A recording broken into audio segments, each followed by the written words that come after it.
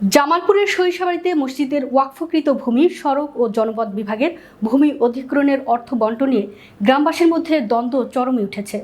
গত মাসের শুক্রবারে মসজিদের নামাজ শেষে এক গণজমায়েত অনুষ্ঠানে এ তথ্য উঠে আসে। সরিষাবাড়ী থেকে সাইদ মাহমুদের রিপোর্ট। সরেজমিনে তথ্য অনুসন্ধানকালে এলাকার মসজিদের মুসল্লি, প্রবীণ ব্যক্তিদের সাক্ষাৎকার ও বিভিন্ন কাগজপত্র ঘেটে জানা গেছে, সরিষাবাড়ী পৌর এলাকার মাইজবাড়ি গ্রামের এই মসজিদটি বাংলা 1336 সালে স্থাপিত হয়।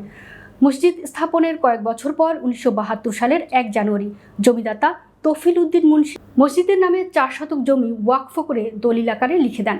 জমিদাতা তৌফিল উদ্দিন মুন্সি মারা যাওয়ার পর 3 ছেলে মোহাম্মদ সিরাজ আলী, মোহাম্মদ সোহরাব আলী ডাক্তার ও মোহাম্মদ শওকত হোসেন রয়ে যায়। কিন্তু আরএস ভূমি রেকর্ডের সময় 3 ভাইয়ের মধ্যে শুধু সিরাজ আলী, 3 ছেলে ও মোহাম্মদ হুরমুজ আলী, মোহাম্মদ শাহজাহান আলী ও মোহাম্মদ হাশিম মিয়ার নামে মসজিদের জমি ভুলবশত রেকর্ড হয়। এ বিষয়ে মসজিদের সেক্রেটারি ও জমিদাতা হুরমুজ আলীর কাছ থেকে বক্তব্য নেওয়ার চেষ্টা করলে তিনি বক্তব্য দিতে রাজি হননি। এ বিষয়ে সহকারী কমিশনার সরিষাবাড়ী লিজা রিসিল জানান, মসজিদের নামে ওয়াকফকৃত ভূমি ভুলবশত আরএস এর রেকর্ড অন্যজনের মালিকানায় নাম উঠে গিয়েছে। এক্ষেত্রে মামলা দায়ের করে পূর্বের মালিকানা মসজিদের নামে সংশোধন করে নিতে হবে। এই মসজিদ 1972 সালে ওয়াকফ করে দেয় হাজী মোহাম্মদ হুরমুজ আলীর দাদা। এখন সে 82 রেকর্ড করে নিজে কইরে সে এটা আত্মসাতের চেষ্টা চালাচ্ছে। ঠিক আছে, তারপর এরা কয়েক দফা আমরা বহুদিন যাবৎ মসজিদের জায়গা কিনছি, সে জায়গা আমরা যাইতে পারতেছি না, যেহেতু এই জায়গা সে এইভাবে সিনেমিনি খেলাইতেছে আমাদের সাথে। আমরা এখন ওই মসজিদ এখানে তার নামাজ পড়া আমাদের ঠিক হচ্ছে না, মসজিদের টাকাও তুলতে পারতেছি না। এই বিধায় সরকারের প্রশাসনের কাছে এটা আমরা দাবি জানাচ্ছি। এখন অল্প বিলম্বে মসজিদ ভাঙার জন্য সরকার বারবার তাগিদ দিতেছে রাস্তা কমপ্লিট করার জন্য, কিন্তু তারা এই টাকা তুলে তাদের সারা টাকাও তুলতে পারতেছে না এখন, যেহেতু তাদের নামে রেকর্ড করে নিছে।